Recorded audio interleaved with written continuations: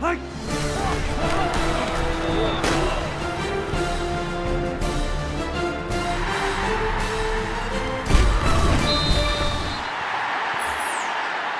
the Opelka Studios in Oklahoma City, this is an OSU update. I'm Jenny Carlson. The Oklahoma State defense has been talked about a lot this season. Are they a good defense? Are they not a good defense? Gina Mizell joins us on the phone. And Gina, you ran across a unique system for looking at defenses, and that system says the Cowboy defense is pretty darn good. Yeah, I mean, it says they're they're second best defense in the country right now behind LSU. It's called the FEI rankings, and basically it's one of those kind of advanced stats type measurements where, you look at stats like in baseball where there's so many different things that people look at, and, everyone talks about Moneyball and different things, and, football is kind of, I think, trending towards that way, and really what these stats look at is it eliminates three major things. It makes three major adjustments. It measures the defense's success on a per drive basis versus a per game basis, because obviously there's a team like Oklahoma State that scores so quickly, that has such a fast-paced offense. The defense is frankly going to be on the field a lot longer. So rather than just looking at the game and how many yards that are given up, it looks at it as a per possession or per drive system to measure the defense's success.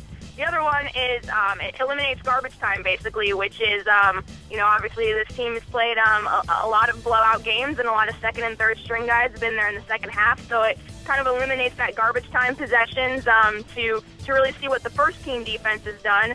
And then the third thing that it adjusts to is it uses a strength of schedule measurement to measure the offenses that the Cowboys have faced, and they faced the 15th toughest slate of offenses this season versus a team like Alabama in the SEC has faced the 92nd best slate of offenses. So when you combine all those factors and kind of look maybe a little bit deeper, this Cowboy defense, I guess, stacks up pretty well according to one system. Well, and last week, I think, regardless of system, they go to Texas Tech and have arguably their best defensive performance in a long time, not just this season. Now getting ready to go to Iowa State. Gina, talk about how you see this Oklahoma State defense matching up against the Iowa State offense, especially now that they've had a quarterback change in Ames.